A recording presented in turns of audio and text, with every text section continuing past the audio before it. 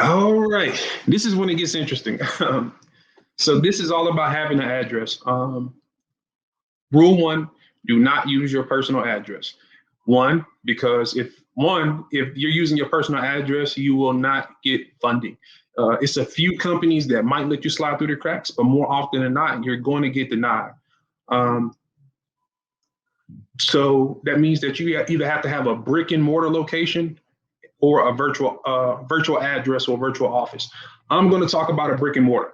So a brick and mortar means that you have a building that you're leasing that people can pull up. You know what I'm saying? They can pull up on you, uh, and you know what I'm saying. It's all good. So the great thing about having a brick and mortar is it's a physical location. That means that people can visit you, and it shows that you're stable. It means that you're here. You know what I'm saying? And it seems like it's just way more professional.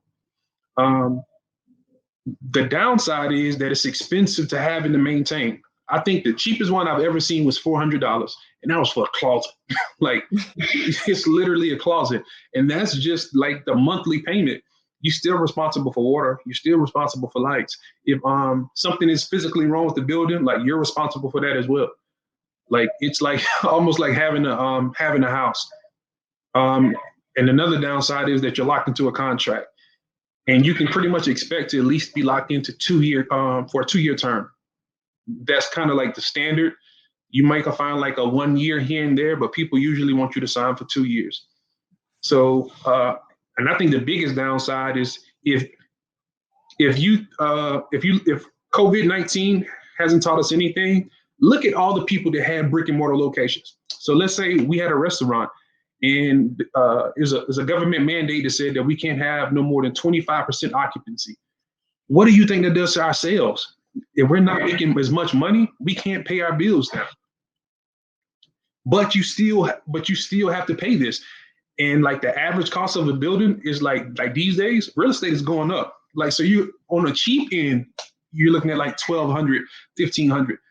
If you want like a pretty decent location where the crime rate is low, you're going to be looking to pay 2,000, 2,500, 3,000, if not more. So on one hand, it's good to have a location, but on the other hand, like it definitely can be expensive, and it can you can assume some risk. Okay. And then also the other option you have out there is a virtual office or a virtual address.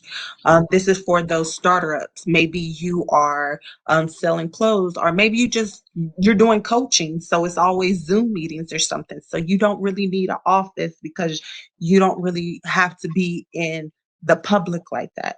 Um, when it comes to business credit, they still want to see that you have a physical address when they Google to see where your business at. So that's where you would have this virtual office in place. So when they look it up, they still find and see a physical building in a commercial property. It's low costing, anywhere from like $50 up to like 300, um, if not more, depending on the area. But it's still that's lower than your if you had a physical location. Mail, you can have mail forwarded to your address. So even though you build in business credit and you're going to be having it go to that address, they have services where they'll forward the mail to you. Um, the downside to that is limited accessibility, meaning that if you are meeting clients or if you do have to meet with people, um, with a lot of virtual offices, you can only be in their office a certain amount of times per month. So that could definitely make you choose the brick and mortar place. And it's also, you can't house physical products there. You can't leave your stuff in that building. Another few key points about virtual offices. So you can actually have both. So let's say that you had like a mobile business or something like that, but you still need a location. I would still get a virtual office, so that way all of my mail and my correspondence is going to go there. However, I can still do what I can maneuver however I need to maneuver. Or if you still want to have a place where people can come to, you can get one of those sheds. Not, it's not a shed. what do they call it? Like a fabricated building.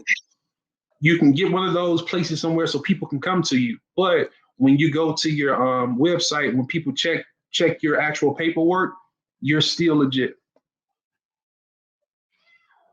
I hope that makes sense. I wanted to give some no-nos. Go ahead. I was gonna say, we listed here that we use Regis. We've Hold on, also found. can I say something real quick? Yes, go ahead. Nancy said she shared, Cheryl. So some quick no-nos. Do not use no PO box for your personal address. That's true. Do not use your home address for your business address. And so like they have this really cheap option where you can get it's kind of like a virtual address, but it's a ghetto virtual address because you're essentially just getting like a mailbox at one of those it's kind of like stores. Pretty much like a UPS store or a shipping store. You cannot use one of those. They know the game, and so this is what happens when they check your business to see if it's credible.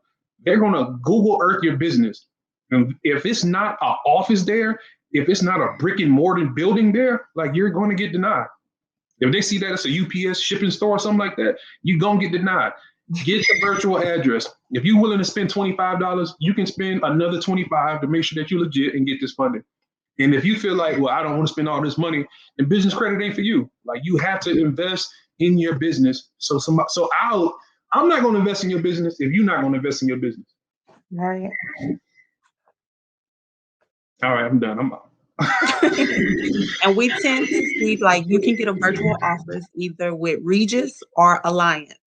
Those are the two that we've seen that have like really good office spaces and for a really affordable price. Yes. And these are like the top two. We like either Regis or Alliance virtual offices. And so I actually pulled this information off of Regis. We have a virtual office right in Austin. It's 7600 Chevy Chase Drive. Mm-hmm. Right? Kyra was like, you don't need to give them that. Man, girl, they can look it up on the internet. But I want the transparency. You know what I mean? I want you to know that like we're not just talking this, like we have it. So we know what we're talking about. And guess what? We don't have nothing except this right here. We got the $60 package. They do the mail handling. We can pick up our mail like how many? Is it like once or twice a week? Mm-hmm. We can use their professional business address. So they'll give you like a suite number, suite 200. You got 7600 Chevy Chase Drive, suite 200, suite 300, or whatever. And this right here covers our needs. So some of you may actually have you may have the type of business where you're charging people like high ticket, like you got some high ticket products and services. So if you're charging somebody like $3,000, $4,000, $5,000, $6,000, $10,000, or even $20,000 for some of your products and your services, you may need to meet with them. They may want to come into your office before they sign over that big check. And that's cool. You can go with a package too, because you're going to get all of this. And you're going to get a live receptionist that's going to say, oh, I'm sorry, but Kyra Dodd's not here. Can I take a message? That's dope because that shows that you're professional. But the great thing is you get that workspace access. That means that you can actually book an appointment to actually have that suite available for you so you can meet your clients. And then you have package 3 for the same as the first two. The only thing that difference is that you might need that office space a little bit more than what package 2 offers. Let's say that you have some clients that you're meeting maybe once or twice a week. So you might need that extended workspace access. Mm-hmm. For again, like I said, for us, it's not needed. We were fine with this, but if you are into real estate, you're doing real estate investing, you really doing a lot of your deals in at your house with a t-shirt with a hole in it in your drawers at your computer, but you still may have to go put on that suit and tie and go meet with these people in the office building. So this right here may be great for you. And having a live receptionist is really dope. So even if you can't pick up, that receptionist will, it seems like super dope and super professional that somebody can say, yeah, they're not here right now, but can I take a message? And Kyra, correct me if I'm wrong, but you can actually get this like as a 24/7 service, right? Mm-hmm.